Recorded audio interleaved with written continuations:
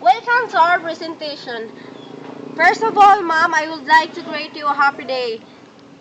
It involves many uncommon words in Filipino, but I choose 3 words. First is Sipnayan. Sipnayan which means mathematics. Use in a sentence. Halimbawa, anak, kailangan mong pag-aralin ng Sipnayan para yumaman ka.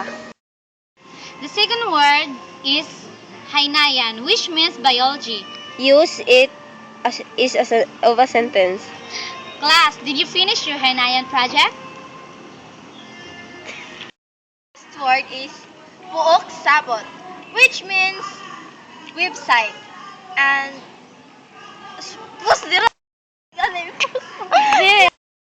and the last word is Puok Sabot, which means website. In a sentence. May ginawa siya ng puok sapot para sa kumpanya.